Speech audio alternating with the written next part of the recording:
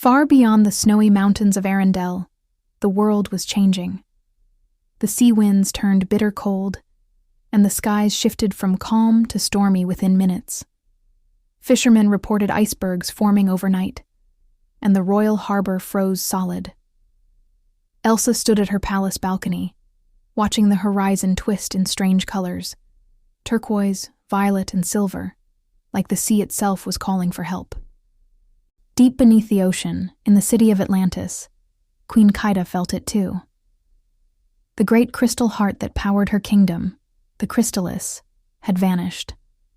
It was no ordinary jewel. The Crystalis balanced the ocean's currents, guided the tides, and protected sea life. Without it, whirlpools raged, coral fields shattered, and sea creatures lost their way. Kida knew the surface world would suffer too. Using the faint pulse of Atlantean energy left in the water, Kida traced the stolen Crystalis to the far North Sea, near the lands of snow and ice. With a flash of blue light, she rode a glowing manta through a stormy whirlpool until she emerged under Arendelle's skies. Elsa, who had just frozen a collapsing bridge of ice, gasped when she saw the glowing queen rise from the water. Kida's white hair shimmered with sea light, and the crystal around her neck sparkled with faint energy. "Queen Elsa," Kida said, her voice soft yet strong.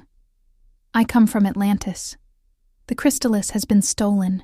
Its power regulates the oceans. Without it, your world freezes while mine floods." Elsa's eyes widened. "So that's why the glaciers are melting too quickly. The sea and snow are unbalanced." Kida nodded gravely. "We must find the thieves before the ocean tears itself apart." Elsa agreed at once. Together, they set out on an expedition, a queen of the ice and a queen of the sea. Kida guided Elsa to the North Sea, where the waters churned angrily. The winds howled, and snowflakes mixed with salt spray. Elsa raised her hands and parted the frozen waves like silver curtains. Beneath them shimmered a glowing blue world. She created a transparent dome of air, and the two descended through a tunnel of ice and light. The deeper they went, the darker it became. Strange fish with lantern eyes followed them curiously. Kida pressed her palm to the dome, and the Atlantean markings on her skin glowed. "This way," she whispered. "I can feel the Crystalis's heartbeat." They traveled through shipwrecks and ancient ruins, where statues of forgotten kings lay covered in coral. Elsa marveled. "It's beautiful," she said. "It's also dangerous," Kida replied. "Atlantis fell once because humans tried to use our crystals for power. These thieves have awakened something old." Suddenly the ground trembled.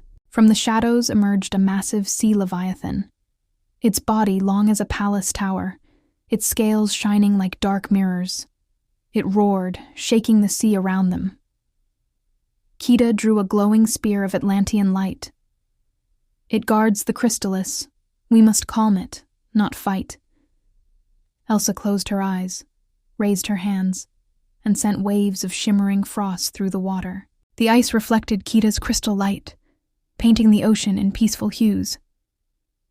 Kida began to chant an ancient lullaby, her voice flowing like water itself. Slowly the Leviathan's fury faded. It swam in slow circles, its glowing eyes now gentle. Following the creature's path, they reached a deep ravine where a broken submarine rested.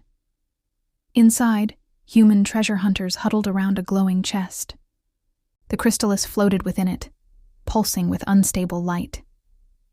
Elsa whispered, "It's too powerful for them to control." Kida nodded. "They don't understand its spirit. It's alive." As the two queens entered, one of the thieves shouted, "Stay back! This crystal is ours!" He grabbed it, and instantly waves of wild energy shot through the water. The submarine cracked, and a current began to pull everything into a swirling vortex. Elsa threw up her hands, freezing the current in mid-motion. Time itself seemed to pause underwater. "Now, Kida!" she cried. Kida swam forward, her hair floating like white fire. She reached the Crystalis and pressed her hand against it. The crystal recognized her touch. Its light softened from violent blue to calm gold. The vortex dissolved, and the ocean settled again. When they returned to the surface, the sea was quiet. The sky cleared, revealing stars reflected on smooth water.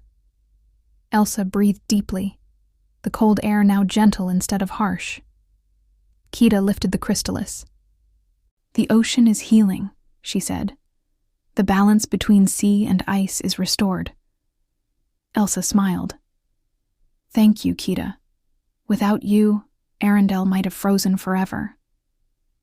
"And without your courage," Kida replied, "the seas might have swallowed Atlantis again." They stood together on the shore as dawn broke, one queen crowned in frost, the other in light. The waves glittered like diamonds, carrying whispers of both kingdoms. Before returning to the depths, Kida turned to Elsa. "Our worlds may be far apart, but they share one heart, the water that connects us all." Elsa nodded. "Then may our friendship keep it pure."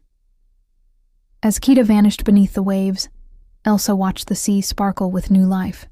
She raised her hand and traced a snowflake in the air, a symbol of their promise. And far below, in the heart of Atlantis, the Crystalis shone once more, lighting both ocean and sky in harmony. Moral of the story: true power is not in ruling over nature, but in protecting its balance. Friendship and unity can heal what even magic cannot.